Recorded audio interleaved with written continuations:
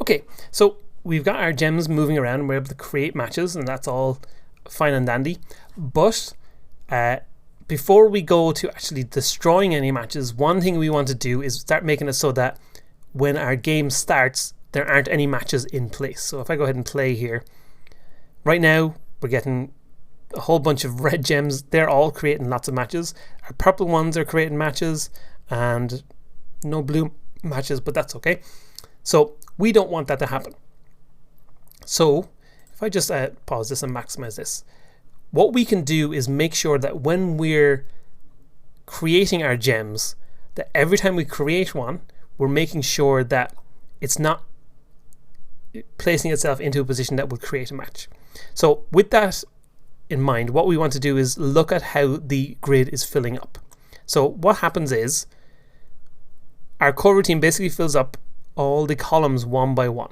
So we start at the bottom left and it goes, okay, we'll add these ones in here. That's all fine and dandy. Keeps adding them in one by one by one. So when we want to check for a match, unlike the way we're finding matches in normal gameplay, we actually only ever have to check to the left and below us, because when you're adding in the piles, so let's say we're starting at the bottom here, we'll add this one in. Okay, that's fine. There's nothing there. There can't be a match because this is at the very bottom. When we get to here, well, there's only 2 gems, so that can't be a match.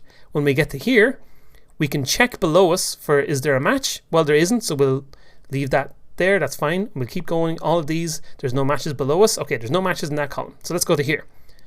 Okay, no matches on the bottom 2. We know that. So then here, okay, there's no matches. But once we get to this point, we could say, oh, we know that if we put a red one here, we're going to have a match of all red. So try and pick another one, and we'll tell it to keep picking another one until it finds not a red gem, basically. So we can keep going then, and we get to this point, and again we get to here, and well, those 2 don't matter because they're not a match. We get to this point, and now we have 2 to the left, because when we were this one here, yeah, it's fine if this red one can be matched with this one, that's fine. But when we get to this point, we'll know, oh, well, now we can check 2 to the left. Oh, we've got 2 to the left here. We've made a red one. Don't put a red one in here because that will create a match. So again, pick another different gem. So that's the basic logic of what we're going to do here. So let's do that in code. Let's go back into our scripts, into our board. And what we're going to do is here below our setup here, we're going to, actually below our spawn gem as well, we put it, we're going to create a new function, but this time rather than it being a void function, we're actually going to make a bool function. So a bool, so we're here going to say bool, and we're going to call it matches at, and open and close our brackets, and then open and close our curly brackets. And you'll see we get a red underline here, and that's because when we create a variable function, like so we can have a bool or a float or a vector2 int or anything, whatever we want, it needs a value that it's going to send back out. So at the bottom here, I'm just going to make this say return false.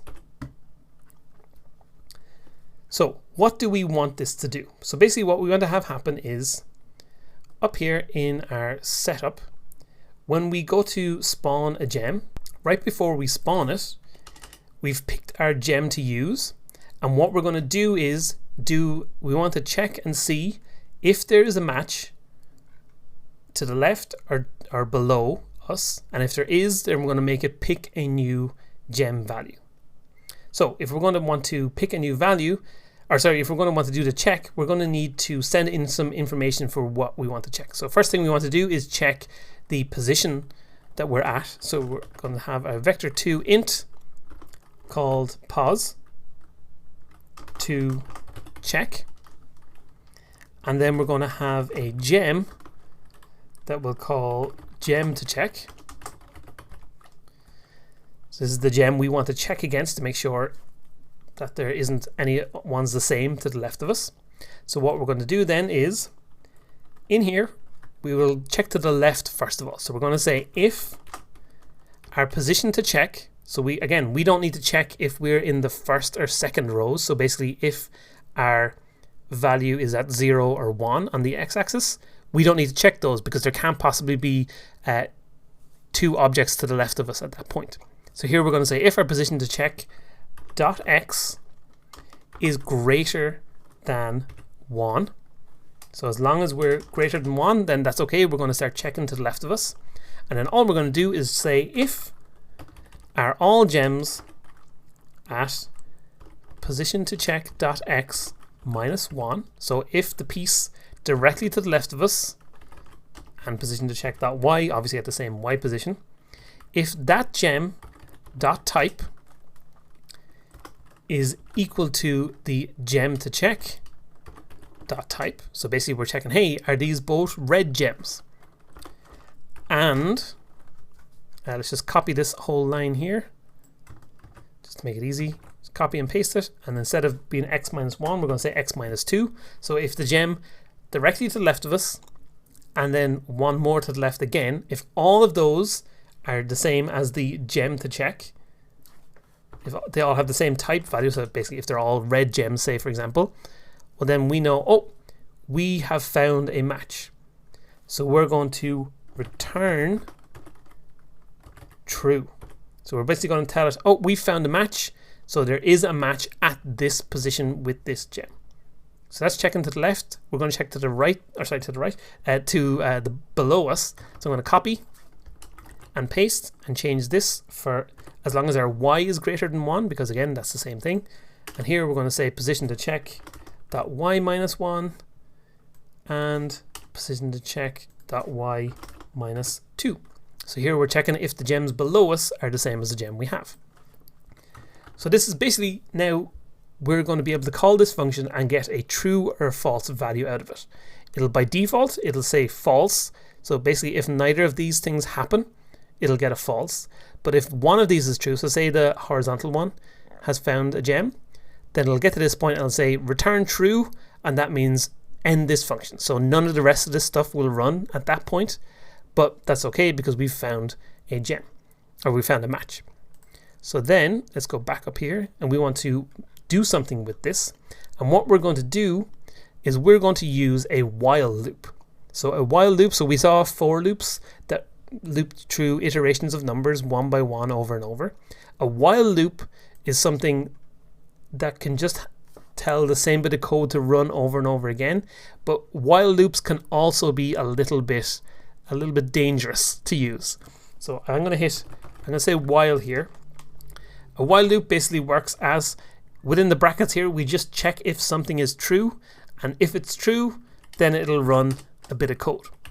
So in here we're going to say while matches at, so we're going to use the matches at function, matches at a new vector2 int of x and y, so whatever our x and y value currently are, and the gem we want to check is from our gems array at position gem to use, which is what we've just chosen here.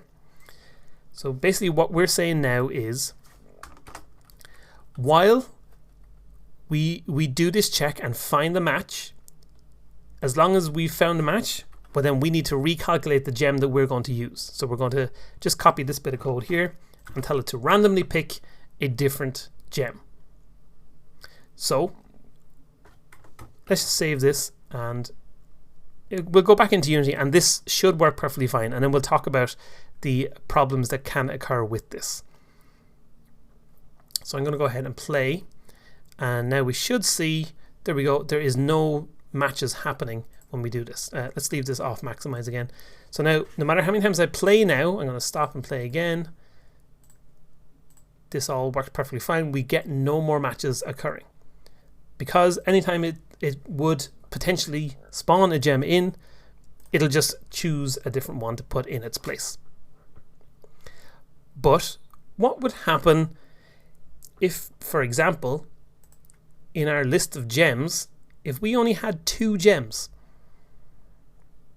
If we only have 2 gems, there's a very, very good chance that the while loop could just randomly keep, because there's only 1 of 2 gems, it could randomly just keep picking the same gem over and over and over again. And what can happen is you can end up in a situation where this while loop could potentially run forever, especially if for some reason you accidentally only put 1 gem in your board. well then they're always going to be trying to find a match. It'll always find a match every time, and it'll keep trying to pick the same gem. And eventually, essentially what will happen is the while loop will say, oh, well, I'm just true forever. So it'll just freeze your program and it'll crash. It won't crash Unity. It'll just say, oh, you can't use Unity anymore. So if you hadn't saved your scene, for example, and you've done some work for an hour and you ran this while loop, you're basically out of luck. You lose all that stuff that you did. So it's really important to be very considerate when you're using a while loop, and to always try and do it in situations where you're not going to cause a potential never-ending loop. And one extra way to make sure that you don't cause a never-ending loop is to create an int value. We're going to create an int value called, let's call it iterations. I'm going to set it to be 0. And we're going to say in here on our while loop, while there's no matches and iterations is less than, let's say less than 100. And then within the while loop, we're going to say iterations plus plus. So now, when the while loop gets called, if for some reason it keeps picking the same object over and over and over again, it'll only do that 100 times, because every time it runs, it'll say, okay, it starts at 0. Checks if it's true. If it's true, now it's 1. Checks again, now it's 2. Checks again, now it's 3, 4, 5, 5, so on until it gets to 100. And then when it's 100, it'll say, oh, well, I'm no longer less than 100, so just stop doing this. And who cares? Now there's a match left on the board. That's a much better situation to have than the whole game crashing and not and freezing up someone's computer or someone's phone or whatever.